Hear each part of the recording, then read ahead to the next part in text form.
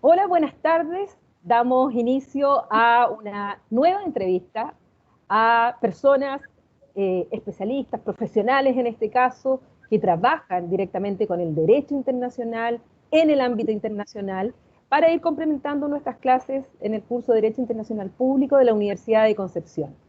Y hoy día vamos a conversar de varios temas relacionados con la diplomacia, relacionados con nuestro territorio antártico, y sobre todo con cómo es la vinculación de Chile en el exterior a través justamente de la vía que es el Ministerio de Relaciones Exteriores. Así es que hoy día cuento con, con que haya aceptado mi invitación a Rodrigo Wankel, a quien agradezco que hayas aceptado conversar con nuestros alumnos y en general con todos aquellos que se interesen por el área internacional. Gracias, Rodrigo. Gracias a ti, Paulina. Estoy súper contento de que me hayas invitado a hablarte, a conversar contigo y con tus alumnos. Bueno, me presento un poco, ¿no? Yo soy diplomático de carrera. Entré en la Cancillería el año 2005, a la Academia Diplomática. La Academia Diplomática dura 2 años y ahí se prepara de manera en persona, pero ahora en estos tiempos ha cambiado un poco la dinámica, pero en esos tiempos éramos 10 compañeros de curso de distintas carreras, de distintas formaciones, entonces la Academia Diplomática de alguna manera recibe a esta gente y normaliza sus conocimientos para que después puedan ser funcionarios de servicio exterior de Chile, ¿no? ¿Qué distinciones has tenido, Rodrigo, luego de haber salido de la academia? Después de la academia trabajé 3 años en protocolo, así que mi camino es bien variopinto. Estuve en protocolo primero, principalmente trabajando en la organización de los viajes, las giras presidenciales de la presidenta Bachelet, esos 3 años. ¿Eras como el comité avanzada? También me tocaba hacer avanzadas de las giras presidenciales, ver la logística, planificar el tema de los vuelos junto con la Fuerza Aérea y las actividades. A veces había que meterse también en temas de fondo para el desarrollo de las giras presidenciales, bien interesante. Sí. Y después tuve la suerte de irme a nuestra primera embajada como secretario. Hablo en plural porque mi esposa también es un dato interesante que a lo mejor es personal, pero mi esposa también es diplomática. Ella sí es abogada, porque yo no soy abogado, yo soy ingeniero. Así que nos fuimos los dos juntos a trabajar en la embajada en La Haya, que bueno, es un tema que quizás da para otra conversación, ¿no? Sobre todo lo que vivimos estos años ahí, porque fueron justo los años de presentación de las memorias, las contramemorias y todos los antecedentes para lo que fue después el fallo en el caso de limitaciones marítimas con Perú, ¿no? Así que fue muy interesante. Después volvimos a Chile, después de casi 4 años, y volví a los temas antárticos. Yo había hecho mi tesis de magíster en la Universidad de Santiago, en magíster en política exterior en temas antárticos, así que sobre la política antártica nacional. Así que estaba muy contento de volver a esos temas. Estuve ahí en Antártica, después estuve en planificación y de nuevo partimos destinados afuera y me tocó esta vez estar en nuestra embajada de Chile en Italia. Así que ahora vengo volviendo después de 5 años en Italia, donde me tocó hacer un poco de todo. Así que ahora estoy de vuelta aquí de nuevo en los temas antárticos, así que muy contento de compartir esa experiencia. Y además ahí en Roma nos conocimos justamente porque me invitaste, me acuerdo, a conversar con los diplomáticos sobre los juicios que teníamos, el de Perú y creo que el de Bolivia, sí, porque ya Bolivia nos había demandado, y para conversar un poco me acuerdo con los diplomáticos en aquella oportunidad y ahí nos conocimos, primero por Twitter y después personalmente. Rodrigo, además tú trabajaste como cónsul en Ámsterdam. Me gustaría que, entrando ya un poco en la labor diplomática y sobre todo la labor consular, explicarle a los alumnos en estos tiempos de pandemia qué rol juegan los consulados, porque la verdad es que el trabajo ha sido bastante estresante en este tiempo, no solamente el consulado chileno, sino los consulados en el mundo. Entonces, que les explique un poco qué hacen los cónsules y qué rol han jugado específicamente en estos tiempos de pandemia. Sí, gracias Paulina por la pregunta, porque siempre es bueno destacar las cosas que la gente no sabe mucho de la diplomacia, ¿no? Porque hay visiones a veces que son un poco desviadas de lo que hacen los diplomáticos afuera, pero uno de los trabajos más importantes de los funcionarios de servicio exterior, porque todos los cónsules de Chile en el extranjero son diplomáticos de carrera, eso es importante decirlo, a diferencia de los embajadores que a veces son nombrados, son embajadores políticos, ¿no? Porque es el presidente de la República el que nombra a los embajadores. Pero los cónsules de Chile, en todos los países donde están los consulados, son diplomáticos de carrera y no necesariamente ahora, con el tema de la pandemia, resalta el tema del trabajo consular, porque el trabajo consular siempre ha sido muy exigente, porque atiende a todas las problemáticas que los chilenos tienen en el extranjero, no solamente aquellos que viajan y tienen problemas con su documentación, o perdieron el vuelo y necesitan asistencia, o se quedaron sin plata, o les robaron, sino que también en atender las necesidades de las comunidades chilenas en el extranjero, ¿no? Entonces, hemos visto en los últimos informes de la Dirección para las Comunidades de Chilenos en el Extranjero y del Ministerio del Interior que más de 1 millón de chilenos viven afuera. No solamente en los países limítrofes, sino que también en lugares tan alejados como las islas del Pacífico, o en África, o en distintas partes. Entonces el cónsul tiene esa función, ¿no? Estar siempre muy, muy pendiente de apoyar y ayudar a todos los connacionales. Y ahora en la dinámica del coronavirus, esa función fundamental, digamos, para que los chilenos puedan relacionarse con el mundo, porque viajar y viajar de una manera tranquila se ha visto muy acrecentada y por lo que pasaba con el coronavirus, ¿no? Hemos visto como miles y miles de chilenos estaban o de vacaciones, o trabajando, o estudiando en esos países, y de alguna manera empezaron a ver que no podían regresar al país. Entonces los consulados han tenido un rol clave, tanto en la coordinación de las necesidades, en apoyarlos directamente. Hay recursos también que existen para apoyar a los chilenos en el exterior en casos de emergencia. Entonces seguramente yo no me ha tocado en estos meses trabajar en los temas consulares, pero he visto cómo funciona y ahí hay un esfuerzo muy importante. Es una política de Estado consular al final del día, ¿no? Hay un esfuerzo muy importante del Estado y de los gobiernos que asumen este rol administrativamente, de apoyar siempre a las comunidades de chilenos en el extranjero. Y afortunadamente hemos visto cómo nuestros cónsules en estos meses han hecho un trabajo extraordinario y ha habido una diferencia, ¿no? Uno ve la diferencia cuando en las noticias salen que miles de ciudadanos de otros países están durmiendo frente a los consulados de sus países y no pueden regresar a su ciudad, a sus países, donde su familia. En el caso de los chilenos, en la gran mayoría de los casos, estas situaciones se han logrado resolver y el ministerio, creo que la labor consular se ha prestigiado bastante.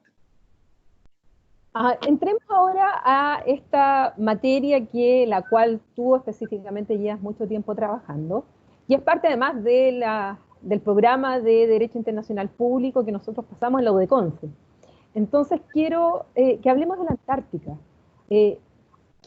¿Cuál es el instrumento jurídico que regula la Antártica? ¿Por qué es importante la Antártica y que haya un tratado y por qué surgió y por iniciativa de quién? ¿Y cuál es la posición de Chile y el rol de Chile finalmente en el sistema antártico?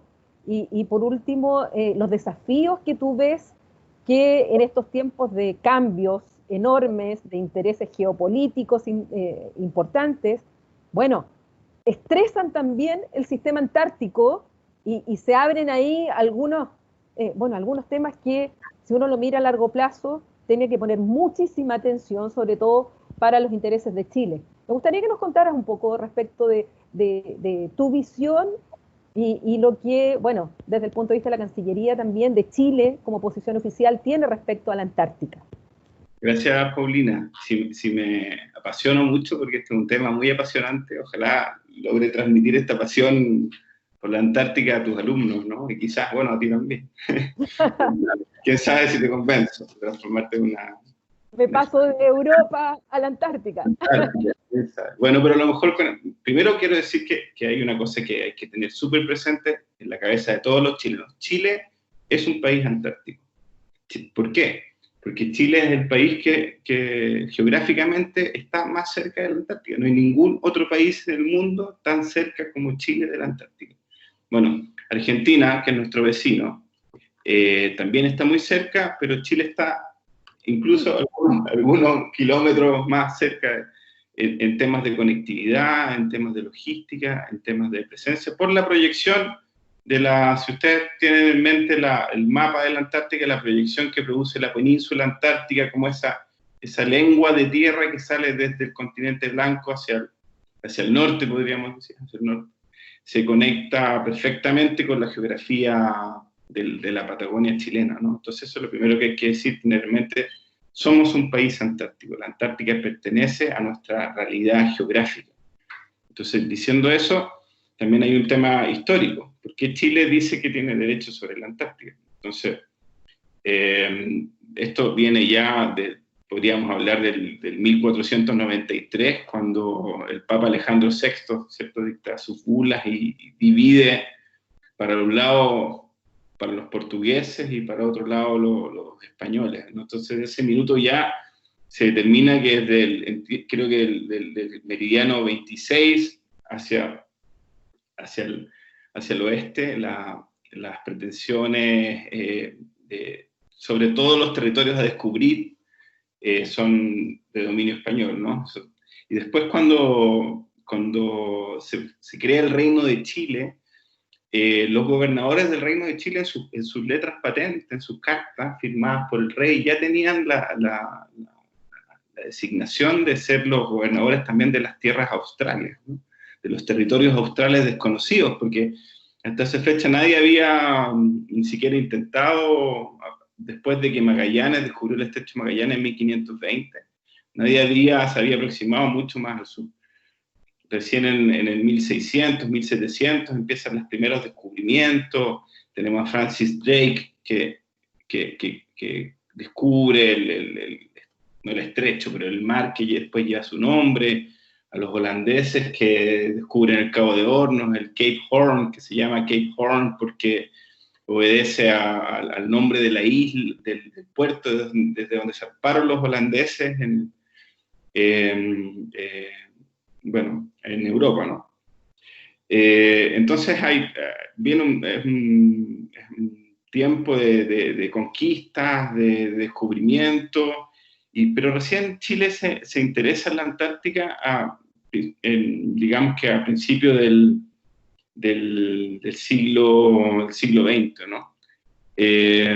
Y porque los otros países que tenían mucho más equipamiento y mucha más experiencia en colonización, empezaron a llegar a la Antártica. Entonces tenemos que Reino Unido, por ejemplo, en 1908 hace su reclamación sobre la Antártica. Después tenemos los noruegos, a los franceses en la década de los 30, y Australia también. Australia, porque Australia tiene una proyección geográfica también sobre la Antártica, lo mismo que Nueva Zelanda, a diferencia de los ingleses que reclaman soberanía antártica por descubrimiento, por haber puesto la bota en el continente con sus exploradores, ¿no?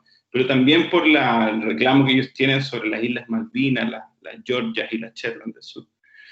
Entonces, en el siglo XX se empieza a generar esta primera dinámica. Hago este análisis, un poco esta reseña histórica para que vean cómo va evolucionando el tema antártico. Recién Chile, en 1940, después de que se da cuenta de que algo había que hacer, porque todos los países ya se estaban aproximando a la Antártica y habían 5 reclamaciones de territorio. Una de ellas es la proyección que nosotros seguramente íbamos a considerar que era parte de nuestra territorio antártico. Entonces, en los años 30 empiezan todos estos estudios para determinar cuál es la zona geográfica que le debiese corresponder a Chile. Y en el año 1940, el gobierno establece los límites del territorio antártico chileno. El 6 de noviembre de 1940, que después viene a ser considerado como el Día de la Antártica Chilena, ¿no? 6 de noviembre. Entonces Chile establece sus límites geográficos antárticos entre los meridianos 53 y 90 de latitud, de longitud. Y eso, bueno, Argentina lo hace 2 años después, en 1940, hace su reclamación. Entonces, ¿qué se produce? Que debido a este proceso de reclamaciones vamos a tener a 3 países que reclaman el mismo sector antártico: Argentina, Chile y Reino Unido. Reino Unido lo hace entre los ingleses quieren abarcar un poco más, entonces lo hacen entre los meridianos 20 y 80, los argentinos entre el 25 y el 74, y Chile, como ya lo dijimos, entre el 53 y el 90. Por lo tanto, ahí queda una parte con superposición de 3 reclamaciones en un triangulito de estas proyecciones, ¿verdad? Exacto. La cosa súper interesante de esto es que ya a principios del siglo XX, cuando Chile empieza a pensar en la Antártida y se viene la primera reclamación del Reino Unido, que es la primera de 1908, como te contaba, Chile y Argentina se sientan a conversar. Y entre 1906 y 1908 hay un proceso de negociaciones para delimitar la Antártica de ambos países. Entonces, esto genera ya un diálogo súper interesante con los argentinos, porque incluso después, en declaraciones de los años 40, los países se reconocen mutuamente derechos soberanos sobre, sobre este territorio que ambos países reclaman, y se establece incluso declaraciones en las cuales Chile reconoce a Argentina su derecho soberano sobre esta reclamación, que no interfiere con la reclamación. Hay pedazos que no se superponen, ¿cierto? Claro. Entonces, estas no superposiciones, hay un reconocimiento mutuo de que efectivamente esos pedacitos en los cuales no nos topamos en nuestras reclamaciones reconocemos que ustedes sí tienen sus derechos ahí, ¿no? Es como una postura que, para contrastar la postura del Reino Unido. Entonces, Chile y Argentina siempre han tenido una posición bien de diálogo y cercanía, a pesar de esta disputa y esta controversia, como quizás se ha querido llamar, pero en general había un diálogo con Argentina en esos temas. Nunca había una delimitación definitiva, eso está claro, y quizás es difícil o quizás nunca la haya, pero al menos es interesante saber. Incluso el año 55, a lo mejor eso, Paulina, tú lo sabes, el Reino Unido demandó a Chile y Argentina ante la Corte Internacional de Justicia. De hecho, eso se los digo a los alumnos cuando explico al principio la base de jurisdicción, justamente les hablo de esta demanda. Claro, y Chile y Argentina en ese minuto, como vi que tuviste una clase, tuvieron una conexión con una destacada abogada chilena que está haciendo su internship en La Haya, y ella les contaba, ¿no?, cómo los países pueden decir que no a las demandas. Y bueno, y en ese minuto Chile y Argentina no reconocieron la jurisdicción de la Corte en este sentido. Así y esta demanda del Reino Unido alertó a otro país, y eso, en definitiva, abre una negociación mucho más amplia que solo los países que decían relación con estas reivindicaciones en territorio antártico. Claro. ¿A qué país alertó y qué echa a andar una maquinaria que finalmente se va a transformar en un acuerdo más amplio respecto a claro, lo que pasa en la Antártica? ¿A quién en definitiva tomó la batuta y dijo, hagamos una conferencia internacional y arreglemos las cosas? Exacto, porque ¿qué pasaba? Vivíamos esos años, los años de la Guerra Fría, ¿no? Entonces teníamos este conflicto entre las grandes, estábamos empezando la Guerra Fría, digamos, estábamos en conflicto entre las grandes potencias y Estados Unidos, como bien dices tú. Dijo, aquí está pasando algo que no me gusta, los países se están repartiendo la Antártica se están generando zonas de influencia que yo en este momento no tengo la capacidad de controlar. Así que llamó a los países a sentarse a conversar. Entonces, viene un poco un antecedente de que el año 57 está el año geodésico internacional, donde todos los científicos del mundo se reunieron a hablar sobre temas polares, ¿no? Entonces, fue tanta el entusiasmo sobre los temas polares que esto provocó, junto con esta preocupación de Estados Unidos, unas dinámicas que empezaron a hablar de que era necesaria la creación de un instrumento internacional que ordenara la casa en este sentido, ¿no? Entonces, el año... Dime. Es importante aclarar también a los alumnos por qué tanto interés en la Antártica y por qué se va a este tratado internacional del cual vamos a conversar. Y resulta que en el Ártico la regulación es distinta y la situación es distinta. ¿Qué hace de diferente la Antártica al Ártico y que cuando uno ve el estatuto jurídico del Ártico y la Antártica no es el mismo? Bueno, la Antártica es un territorio, en su gran parte nosotros podríamos pensar que es hielo, ¿no? Y en gran porcentaje la foto que nosotros vemos de la Antártica es hielo, pero en un porcentaje importante la Antártica es tierra, ¿no? Es territorio.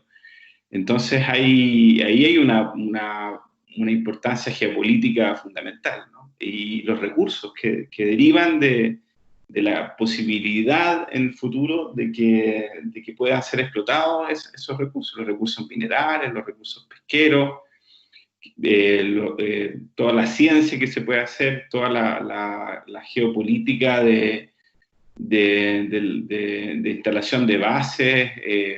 Bueno, todos saben que los rusos y los estadounidenses tienen bases muy cerca ahí en territorio cerca del Polo Sur, entonces también poder llegar, instalarse físicamente en un territorio clave, estratégicamente clave, como decir, nosotros tenemos aquí la bandera puesta en el Polo Sur, cosa que en el Ártico no se puede hacer, porque lo que no es hielo es agua. Entonces son situaciones geográficas y geopolíticas muy distintas, que obligan a los países a tomar aproximaciones distintas.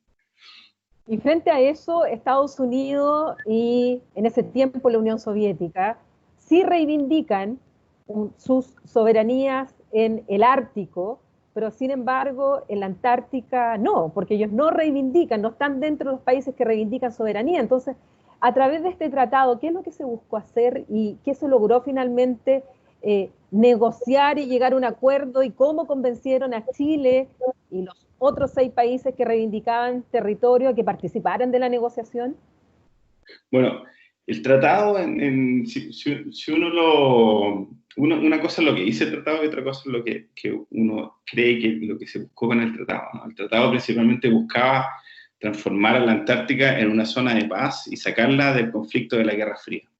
Eso principalmente, ¿no? Estados Unidos quería evitar que los rusos entraran en esta dinámica de la utilización de la Antártica como una plataforma para expandirse hacia el resto y explotarla, ¿no? En desmedro de las posibilidades que tenía Estados Unidos de acceder ahí. Y el tratado, de alguna forma, bueno, entremos a la negociación del año 59. Estados Unidos invita a los países a Washington y después de varios meses se logra firmar un tratado que busca, que tiene como objetivos principales o principios fundamentales establecer a la Antártica como un territorio de paz, de ciencia y de cooperación.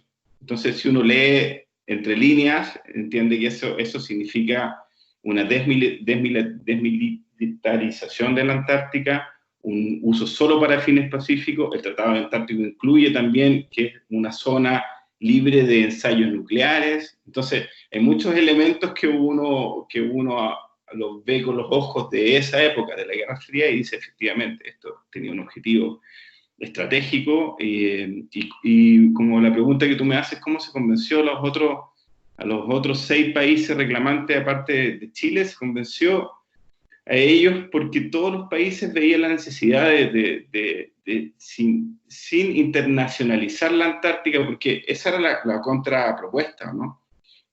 Declaremos la Antártica como un territorio un territorio de la humanidad, ¿no? Un territorio para todos los intereses de todas las personas, de todos los ciudadanos del mundo, la internacionalicemos. Entonces, todo lo que pasa en la Antártica es de todo el mundo y en beneficio de todo el mundo. Entonces, ante ese temor, los países dijeron, bueno, tenemos que llegar a un punto medio entre nuestras reclamaciones territoriales y un modus vivendi que nos permita mantener esas pretensiones y también evitar que esto, por presiones del resto de los países del mundo, porque mucho más hacen 190 países que 7, de buscar un mecanismo que nos permita de alguna manera mantener el status quo, el stand-by, pero seguir reforzando, no reforzando, pero seguir nosotros ahí, ¿no? Ser nosotros los que tomemos las decisiones y los que tomemos la batuta en todas las decisiones antárticas. Entonces, en el Tratado Antártico del año 59 está este famoso artículo 4, que aquí tengo lo imprimí como curiosidad, ¿no? Así que me prefiero leerle el artículo 4 para que, no sé si se ve, Paulina, pero está tipiado en máquina de escribir, ¿no? No sé si se ve. Sí, se ve.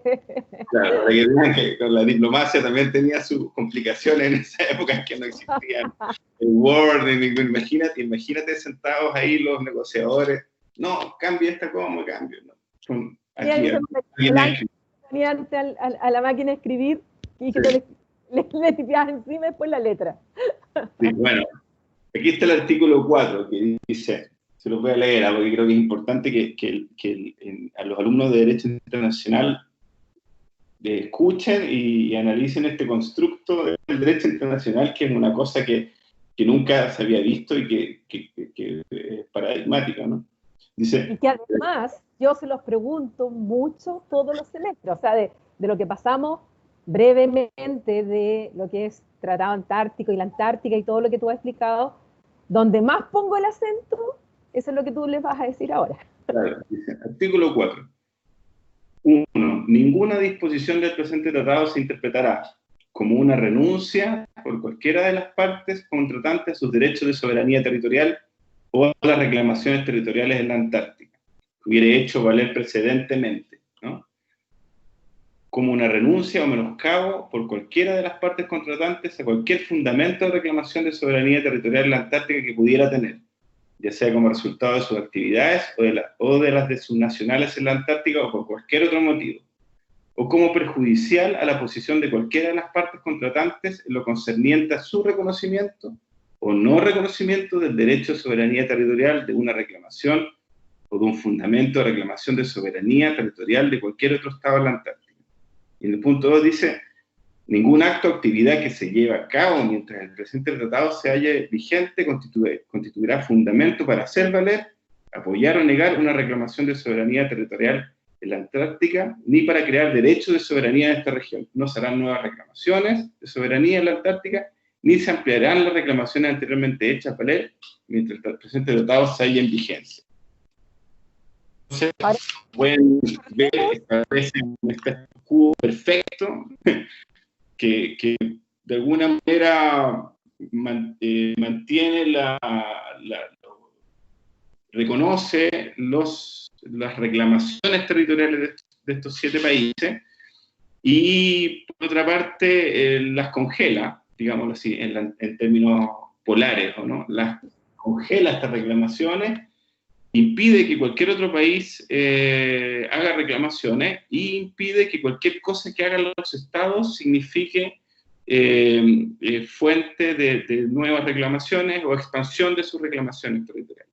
Ahora recordemos cuáles son los 7 países que a esta fecha son los estados reclamantes o que han hecho reivindicaciones en la Antártida.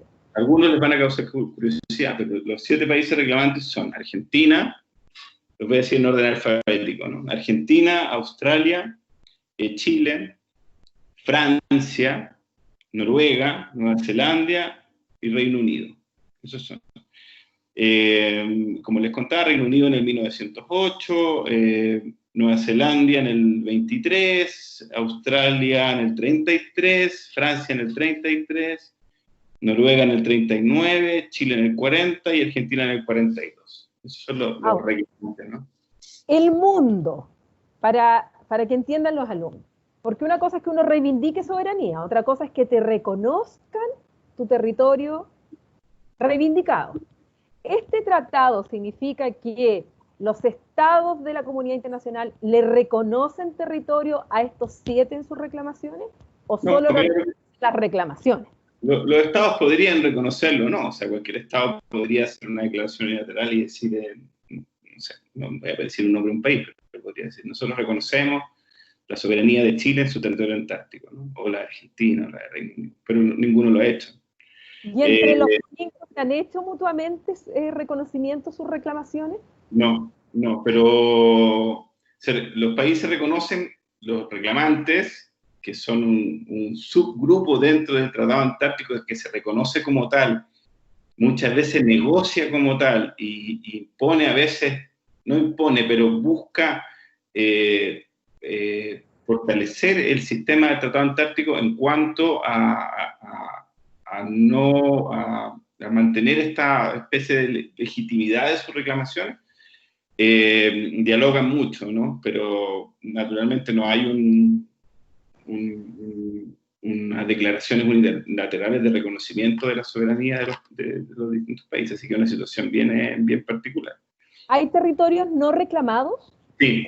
¿O todo el territorio antártico, estos 7 se lo repartieron? Mira, no sé si te puedo mostrar un mapita. No sé si se ve bien. ¿Qué dices tú? Bien, está preparado. No sé si se nota bien, pero... Se ve bien.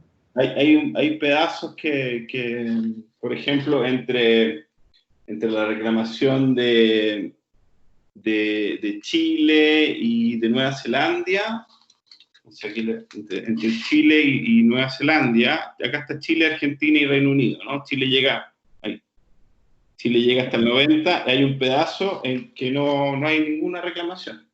Ahora, creo que la francesa incluso está separada, tiene como 2 territorios desconectados reclamados, ¿verdad? Sí. Porque esa es otra particularidad de la reclamación francesa. Claro. Tiene un pedazo chiquitito y después otro. Sí. Y ahora, bueno, en estos principios que tú mencionabas del Tratado Antártico, de la desnuclearización, la desmilitarización, la prohibición de ensayos nucleares, la obligación me interesaría que ahondara un poquitito en la obligación que tienen los estados de cooperación y de compartir los resultados de sus investigaciones, porque tal como tú señalas, hay bases en la Antártica, pero está prohibido tener bases militares y con objetivo militar en la Antártica, pero sí hay bases científicas, y no solamente de estos 7 estados que han reclamado soberanía, sino también de otros, como tú señalabas, Estados Unidos, de Italia, o de los mismos rusos. ¿Qué significa ese principio de cooperación científica? ¿Y cómo la práctica opera? Bueno, quería agregar también que desde la firma del tratado, el tratado fue firmado originalmente por 12 países, ¿ya? Que es otro subgrupo dentro del Tratado Antártico, que son los 12 países originarios, que obviamente tienen un peso específico quizás mayor que los otros países. Se han ido sumando, hasta ahora tenemos 54 países que son firmantes del Tratado Antártico, ¿no? De esos 54 países, hay 29 países que son países consultivos, que eso es súper importante, porque esos países consultivos, yendo a tu pregunta, son los países que han demostrado, son los países firmantes originales, más los que han demostrado una capacidad científica y de cooperación en la Antártica permanente durante los años, ¿ya? Entonces tenemos estos 24 países consultivos que se reúnen en las reuniones consultivas del Tratado Antártico, que se hace una vez al año en distintos países, una rotación en orden alfabético, y estos países principalmente administran la Antártica. No suena tan así appealing en términos de lo que podríamos creer que debiese ser la Antártica para como un territorio de cooperación internacional. Entonces dices, pues son solo 29 países los que la necesitan. Bueno, son los países que han demostrado más interés y que tienen actividades científicas en la Antártica, como bien dices tú, Estados Unidos, Rusia, te puedo mencionar varios, Ucrania, China, por supuesto, Japón, Corea, o sea, los grandes players a nivel mundial en todos los otros ámbitos de nuestro sistema internacional, también son los mismos que están en la Antártica, ¿ya? Haciendo principalmente ciencia, que es lo que está permitido hacer en la Antártica, y algunas actividades de prospección, pero siempre con fines científicos, ¿no? Entonces, ¿cómo se controla, cómo se maneja esta cooperación? El Tratado Antártico tiene otros instrumentos, que son a lo que se llama el sistema del Tratado Antártico. Entonces, en el sistema del Tratado Antártico, aparte del Tratado Antártico, está el Protocolo Medioambiental, que se firma el año 91. Hay una convención para la explotación de los recursos minerales que se firmó en los años 80, pero nunca entró en vigor, afortunadamente. Entonces, porque justo vino una época de cambio de paradigma, de un paradigma de explotación a un paradigma de protección. Entonces, el paradigma de protección se comió a esta explotación y finalmente se generó una dinámica de protección medioambiental de la Antártica y nace este instrumento del año 91 del Protocolo Medioambiental. Y además hay otro acuerdo internacional que es la Convención para la Conservación de los Recursos Vivos Marinos Antárticos del año 82 también, que esta convención busca de alguna manera a través de mecanismos de cuotas de pesca, medidas de conservación, creación de áreas marinas protegidas, el poder utilizar el mar al sur del mar austral, la zona de convergencia, porque en realidad hay zonas en este acuerdo de conservación de los recursos que sale un poco del paralelo 60, ¿no? Se escapa un poco en algunas áreas porque se entiende que es el área donde se mueven los recursos vivos marinos antárticos, ¿no? Entonces eso también genera otra dinámica de trabajo dentro del sistema tratado antártico. Y todos estos elementos se imbrican y producen una cooperación permanente entre los países por velar por los principios del Tratado Antártico, que son la ciencia, la cooperación y la paz. Pero por lo mismo, todos los años existen grupos de trabajo, existen foros interseccionales, existen un montón de mecanismos, existe una reunión que se llama reunión de los managers de los programas antárticos nacionales científicos, que se reúnen también una vez al año, tanto a nivel global como a nivel regional, que ahí no solamente están los 54 miembros de los países del Tratado Antártico, los 29 consultivos, sino todos aquellos que hacen ciencia en la Antártica y que tienen necesidades logísticas, necesidades de transporte, necesidades de apoyo científico, necesidades de compartir resultados de las investigaciones. Entonces hay un montón de dinámicas muy, muy interactivas que permiten que los países colaboren, trabajen, saquen resultados, y las investigaciones que hacen los italianos en un lado o que hacen los noruegos en otro no se pierdan y no conversen entre ellas, ¿no? Porque al final lo que se está haciendo en la Antártica, quizás yéndonos a otra derivada, lo que se está haciendo en la Antártica ahora es un poco cuidar el futuro del medio ambiente de todo el planeta, porque la Antártica... A eso quería llevarte justamente, pero antes de llevarte a digamos, los desafíos presentes y sobre todo futuros, y aquí evidentemente los efectos negativos del cambio climático son un gran elemento, en especial en la Antártica. Yo leí hace tiempo en un diario británico, recuerdo, y no sé qué tan verdad al final fue porque me perdí, pero yo siempre lo cuento como anécdota en los cursos, un poco para para que no se aburran en la clase, de una pelea que hubo entre unos rusos en una base en que parece que eran buenos para leer libros y estaban solos y uno se le ocurrió contarle el final al otro. Parece que pelearon por eso, según lo que decía la noticia en el diario. En el fondo se mandó un spoiler ahí con el libro y hubo una pelea y uno salió herido, creo que por cuchillo, no me acuerdo.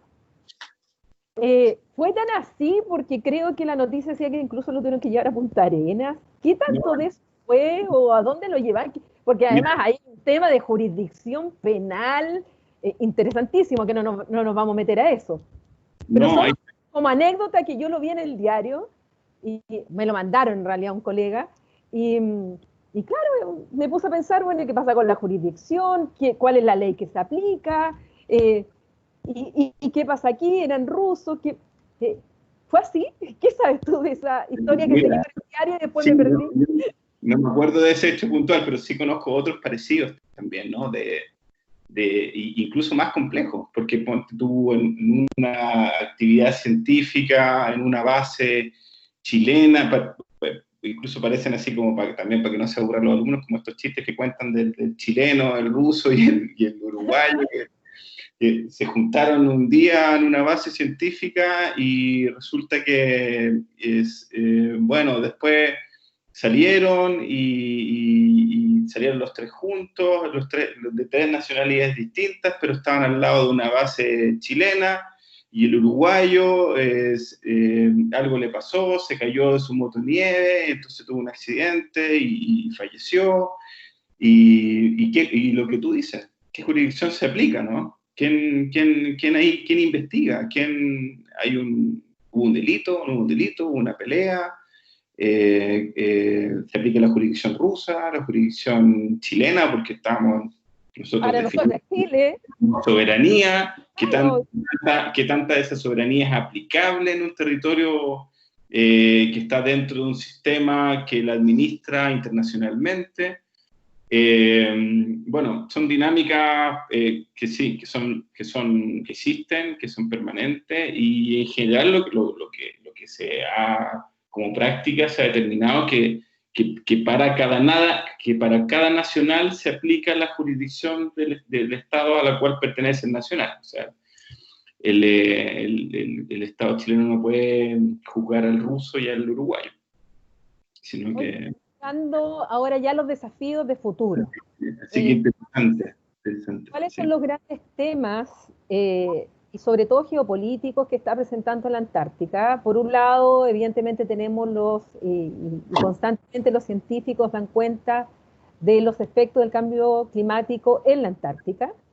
Y por otro lado también que ya existen ciertos intereses por parte de algunos estados que ya no siga esta protección que da el Tratado Antártico, y hay muchos intereses para explotar la Antártica, o por ejemplo, hoy día con las tecnologías y que hay tanto desecho tecnológico, desecho de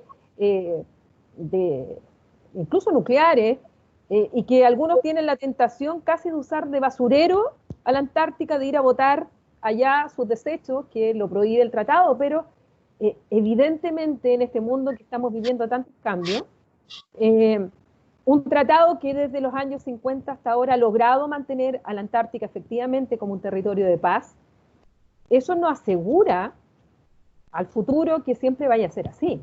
Entonces, dentro de estas dinámicas, ¿qué desafíos ves tú, qué riesgos ves tú que se puede presentar, a los cuales sobre todo Chile, que reivindica territorio antártico, tiene que estar atento?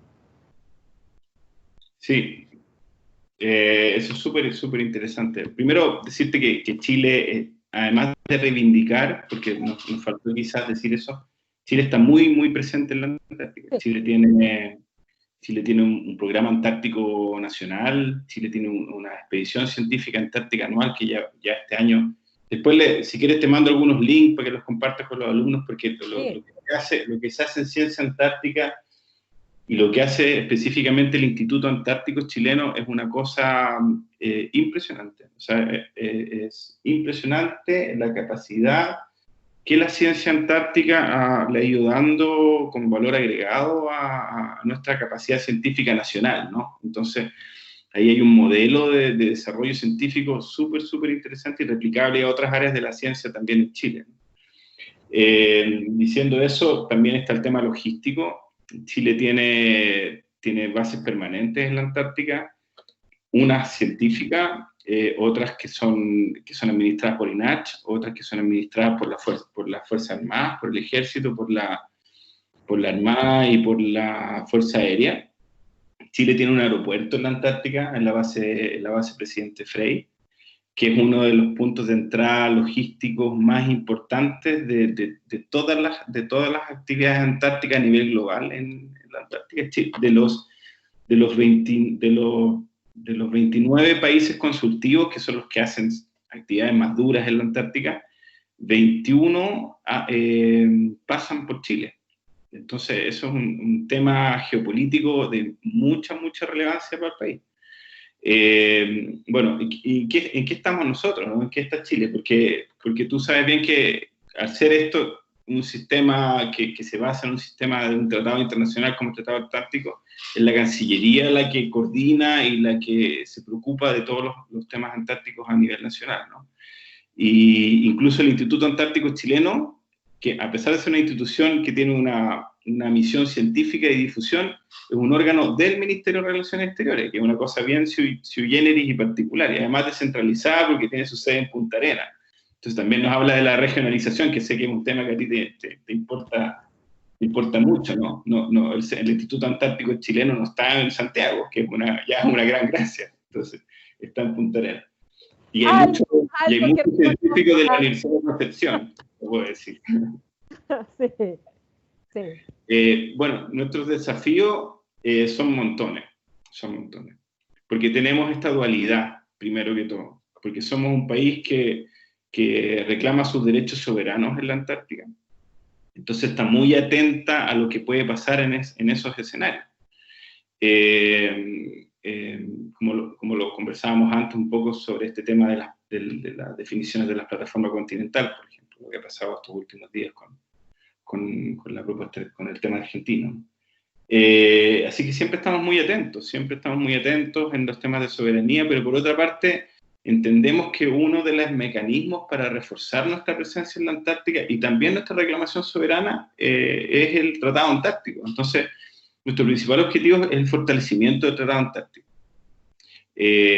Porque vemos en él, a pesar de que es un mecanismo que tú dices de los años 50 y que obedecía a otras lógicas, un mecanismo potente que genera otras instancias, porque no solamente es el tratado en lo duro jurídico, sino que todas las resoluciones que emanan de las reuniones consultivas, los diálogos bilaterales, los acuerdos entre los países reclamantes, entre los países, va generando también sistemas, ¿no? Y eso ha logrado que el Tratado Antártico vaya fortaleciéndose, y nosotros somos claros en eso, ¿no? Nunca Chile va a buscar en su política antártica descolocarse o separarse de esta dinámica en la cual participamos ahora, porque creemos que esta es la dinámica que fortalece mejor nuestros derechos soberanos, aunque suene extraño, pero es una dualidad que creemos que funciona, ¿no? Y que por las características particulares de la Antártica es importante continuarla. Y así cooperamos con los países que son parte de esta dinámica también, con Australia, con Nueva Zelanda, con Argentina, que tienen visiones, con Sudáfrica, que tienen visiones más similares a las nuestras dentro del Tratado Antártico, porque son países que tienen a la Antártica de frente a ellos y que tienen una visión geopolítica de la Antártica más allá de la visión estratégica de otros estados, ¿no? Y en esos desafíos, por ejemplo, el rol que tienen las ciudades puerta de entrada a la Antártica, que son 5, están definidas por el sistema, y el sistema busca fortalecerlas también, que son Hobart en Australia, Christchurch en Nueva Zelanda, Ciudad del Cabo en Sudáfrica, Punta Arenas, el tándem Punta Arenas-Puerto Williams para nosotros y Ushuaia en Argentina. Entonces también hay una dinámica de fortalecer estos clústeres antárticos y a través de ellos fortalecer y potenciar a las regiones que son regiones antárticas como un desafío integral. Otros desafíos, ponte tú, está todo el tema de la protección medioambiental, como decías tú, y las nuevas ideas que hay sobre protección, porque cada vez hay más mecanismos. Está la negociación, que probablemente tú la has seguido, del BBNJ, que es este mecanismo, acuerdo internacional que está en negociación, que busca proteger una parte importante de la alta mar, ¿no? Y ahí, de nuevo, ¿cuáles son los desafíos del Tratado Antártico con respecto a estos nuevos mecanismos que de alguna manera podrían tener injerencia en las aguas del Tratado Antártico? Entonces, hay un montón de dinámicas que son muchas. Entonces, lo importante es decir que estamos muy atentos a ellas, ¿no? Y que tenemos que seguir trabajando y seguir esforzándonos por proteger nuestros intereses. Sobre el cambio climático, hay una publicación que se por INACH hace poco sobre el cambio climático y el rol de la Antártica, porque la Antártica, si bien es cierto, no afecta, no produce, no tiene consecuencias porque no hay contaminación, no hay desechos y todo en desechos, digamos, que puedan producir problemas en el clima, que afecten al resto del mundo. Sí se ve muy afectada la Antártica por el cambio climático, y al verse afectada la Antártica produce efectos y consecuencias en el clima mundial, porque la Antártica es el regulador del clima mundial. Entonces es un tema que nos preocupa mucho y en el cual hay que también seguir hincando el diente. Ahora, antes de terminar, algunas palabras sobre lo que ha salido en las noticias, ahora último, respecto a la plataforma continental y a esta situación entre Chile y Argentina. Si nos pudieras explicar brevemente en qué consiste esa posible controversia, o qué es lo que está en discusión en definitiva. Sí, sabes que es un tema son temas delicados, entonces son temas que hay que mirarlos con una óptica, yo creo, de más que hablar de controversias, hablar de quizás de diferencias porque son temas muy técnicos y que a veces se toman como si hubiesen conflictos entre los países por determinadas cosas, y yo creo que ahí hay que reforzar que la idea que ya se las dije un poco antes, de la estrecha colaboración que tiene Chile y Argentina en todos los temas antárticos. O sea, nosotros colaboramos en un montón de cosas que no las voy a detallar, pero en temas logísticos, en temas de inspecciones conjuntas. Chile y Argentina hacen inspecciones conjuntas en la Antártica, que se refieren al Tratado Antártico también. Y así hay muchas dinámicas de colaboración permanente. Hace 3 días estuvimos en la reunión del Comité Ad Hoc Chile-Argentina en materias políticas antárticas, en la cual también presentamos y trabajamos temas de posiciones que van en la misma línea en todos los mecanismos del Tratado Antártico, ¿no? Así que, poniendo eso como antecedente, en decir que tenemos un trabajo permanente de colaboración y muy afín con Argentina en todos los temas antárticos, te respondo lo que tú me dices, ¿no? Que efectivamente el tema de la plataforma continental es un tema en permanente, es un work in progress, como se podría decir. Porque los países, esto nace de la CONVEMAR. La CONVEMAR dispone o crea la Comisión de Límites de la Plataforma Continental. Me imagino que los alumnos saben qué es la plataforma continental, pero la plataforma continental se refiere al suelo y al subsuelo marino, ¿no? Y a la posibilidad que tienen los estados de explotar los recursos que están en el suelo y en el subsuelo marino. Entonces, ¿qué pasa? Los estados pueden presentar ante estas comisiones, hasta esta Comisión de Límites de la Plataforma Continental, una solicitud de definición de estas plataformas propiamente tal, que se restringen a la zona, a las 200 millas en primer término, y después solicitar una extensión de la definición de estas plataformas hasta un máximo de 350 millas. Entonces, esto es lo que han hecho los países. Había un límite hasta el año 2009 para que los países presentaran preliminarmente sus pretensiones o sus estudios sobre qué eran o cómo se configuraban sus extensiones de plataforma continental. Y gran parte de los países lo hicieron, de todo el mundo, ¿no? Esto no es solo un tema argentino. Chile también lo hizo. Chile en mayo del 2009 presentó ante la Comisión de Plataforma de Límites de la Plataforma Continental de Naciones Unidas sus mapas y sus consideraciones técnicas sobre la extensión de la plataforma. En la Antártica también, en la península de Taitao y en las islas oceánicas, Sala y Gómez, Isla Pascua, Juan Fernández, tal como lo hizo Argentina, ¿no? Entonces, ¿qué pasa? Que, como ya les conté, Chile y Argentina se sobreponen en su reclamación antártica. Entonces, lo que hizo Argentina en su presentación ante la Comisión de Límites de la Plataforma Continental es presentó una extensión de su plataforma continental en toda su reclamación, en toda su extensión de la reclamación que ellos tienen en la Antártica, ¿no?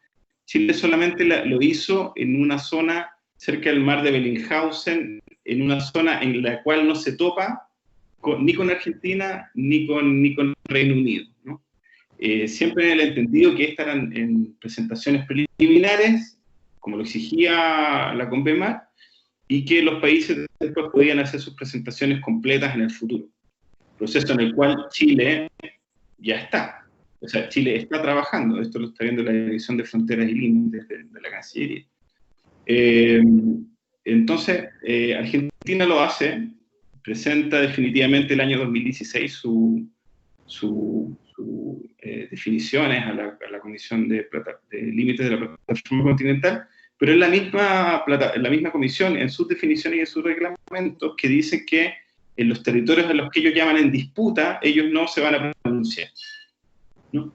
Entonces, a pesar de que Argentina haya presentado estas reclamaciones en un territorio que está, entre comillas, en disputa con Chile por cuanto a nuestras reclamaciones antárticas que se sobreponen, no va a haber una definición de la Comisión de Límites de la Plataforma Continental de Naciones Unidas respecto al territorio antártico, ¿no? Es un tema que tienen que solucionar los países entre ellos. Y Chile está en el mismo proceso, te puedo agregar, y a lo mejor en el futuro, cuando Chile presente su reivindicación de plataforma continental y plataforma continental extendida en la Antártica, se produzca lo mismo, que Argentina diga, oiga, esto que usted está presentando sobre el territorio antártico no es oponible para mí, ¿no? Porque nosotros estamos reclamando lo mismo, pero es un poco replicar lo que pasa en el seno de las reclamaciones territoriales antárticas. Porque lo que se ha entendido un poco, y que yo te puedo decir que no es real, que Chile se oponga al proceso de Argentina de presentación de su plataforma continental extendida en las aguas que se enfrentan a su mar territorial y a su zona económica exclusiva, ¿no? Eso, por lo demás, no tiene nada que ver con Chile. Y a Chile le preocupa aquellas áreas en las cuales se superponen las reclamaciones territoriales. Yo creo que eso es... Y como ya te dije, nosotros estamos en el mismo proceso, ¿no? Entonces, no es que Argentina haya hecho algo que vaya en contra de algo que está estipulado por la misma CONVEMAR. No, clarísima explicación. Y para terminar, Rodrigo, ¿qué llamado le harías tú a los estudiantes de Derecho Internacional o de Derecho, de Historia o de Ciencia Política o de todas las carreras? Porque, tal como tú señalabas, para entrar a la Academia Diplomática no es requisito ser estudiante de Derecho ni ser estudiante de Historia o de Ciencia Política. Es mucho más amplio, porque además la Cancillería su visión tiene que ser mucho más multidisciplinaria. ¿Qué llamado le harías tú a quienes vayan a escuchar esta conversación sobre temas vinculados a la Antártica, pero vinculados en definitiva con la labor diplomática? primero espero que no se hayan aburrido si se aburrieron, el problema es un problema mío, no de la dictadura. Hay diplomáticos más entretenidos aquí. No, nada, decirle que el mundo de la diplomacia es un mundo fascinante. A nosotros en la Academia Diplomática, el logo de la Academia Diplomática, ¿no? Dice, hablar por Chile, ¿no? Y eso ya te lo dice todo, ¿no? O sea, tú te entusiasmas tanto de sentir que tú eres el representante de Chile en donde estés, ¿no? Yo tuve la suerte de estar en La Haya, como les comentaba. Yo no veía los temas jurídicos, pero sí, por ejemplo, fui representante alterno ante la Organización para la Prohibición de las Armas Químicas. Y estar ahí con el letrerito de Chile. Los diplomáticos, cuando salen en sus primeras destinaciones, les tocan las cosas multilaterales, siempre tú ves que se sacan fotos y sale él y sale Chile. Porque de alguna manera eso es como tu meta, ¿no? Llegar y decir, tanto en Naciones Unidas, en Nueva York, en Ginebra, en La Haya, en Asia, y también en destinaciones más complejas como Haití, donde tenemos embajadas, ¿no? En nuestras embajadas en países complicados, donde se requiere un esfuerzo personal, familiar, sentir que de alguna forma te desconectas un poco de lo que está pasando en el día a día en tu país, pero estás haciendo un sacrificio que bien vale la pena porque estás representando las políticas de Estado de Chile.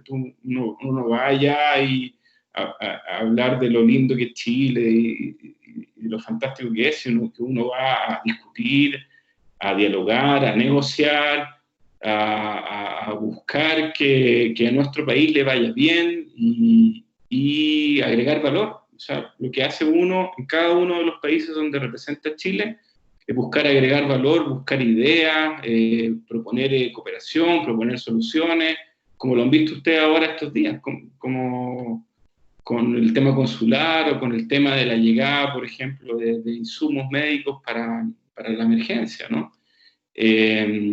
Así que es una carrera fascinante, hacemos de todo. Un día nos toca el tema antártico, otro día nos toca ser cónsules, otro día nos toca trabajar en la organización de los viajes presidenciales, estamos en Italia, pero también podemos estar no sé, en países complicados, así que es todo un mundo por descubrir y sería muy, muy, muy motivante que las nuevas generaciones sintieran que para ellos puede ser un desafío profesional y de servicio público, ¿no? Así que gracias, Paulina. No, gracias, muchas gracias a ti por esta conversación, por explicarnos de manera tan clara temas que son de evidente relevancia para Chile, que por un lado tiene que ver con el derecho internacional, pero también tiene mucho que ver con la política internacional, y en eso evidentemente la labor de Cancillería, de los diplomáticos, en todas las funciones, es muy importante, y ojalá que tengamos algunos de nuestros auditores, aquellos que vean esta cápsula, bueno, futuros diplomáticos, futuras diplomáticas también en nuestra Cancillería. Así que te agradezco de nuevo tu tiempo, tu amabilidad, tus conocimientos y nada, ojalá que nos veamos pronto. Gracias, Paulina, igualmente. Nos vemos. Cuídate. A todos. Chao. Adiós, gracias. Chao.